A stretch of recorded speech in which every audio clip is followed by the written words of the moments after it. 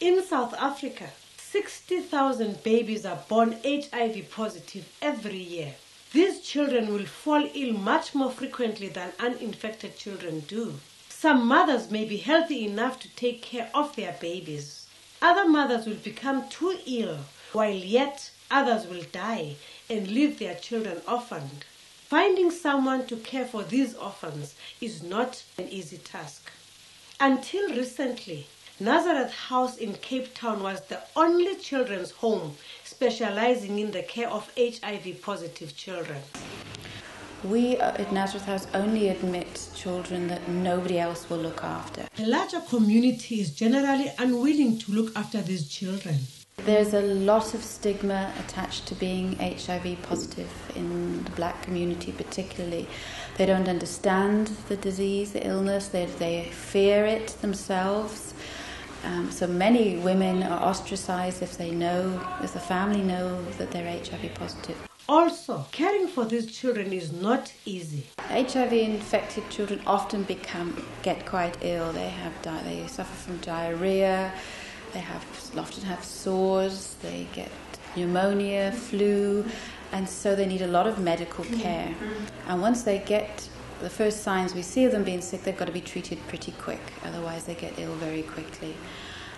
We have to admit children to hospital a lot, so we're back and forwards to the hospital, regular clinic checkups. I see how the children with HIV-related diseases look like and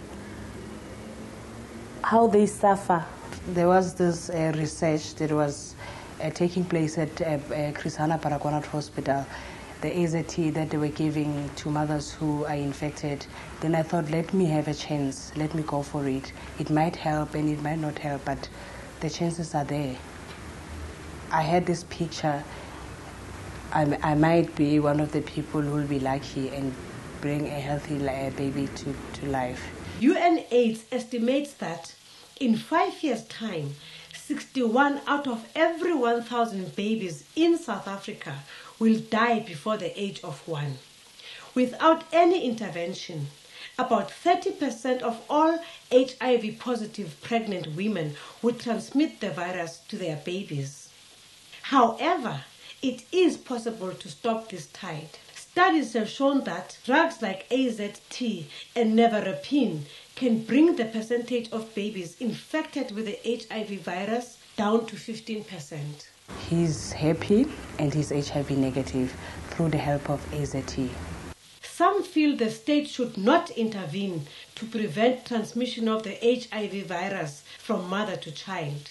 They say if the state intervenes and healthy babies are born to HIV-positive mothers, these babies will put a burden on the state once they become orphaned. Is this a defensible argument? Professor James McIntyre, who sees an increasing number of HIV-positive pregnant women at Chris Hani Baragwanath Hospital, disagrees.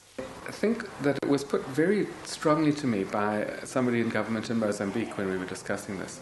And she said, in this country we have a lot of orphans from the war, and they're a real problem, but I've never yet heard anyone suggest that we just go out and kill them to solve the problem. The treatment is not creating all the AIDS orphans, they're going to exist anyway.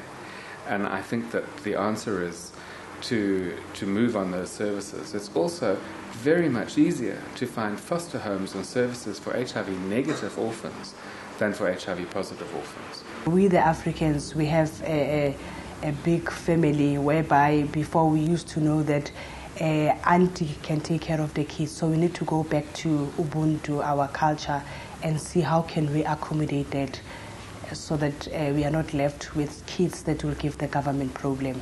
The majority of HIV-infected children will live beyond their first year. Experts like Professor Greg Hussey of UCT say taking care of ill HIV-infected children will have serious implications for public health services. 15 to 35% of all the pediatric beds are filled with HIV-positive children. Those beds could be freed up for other children who need admission to hospital. And we know that the health services is in a crisis.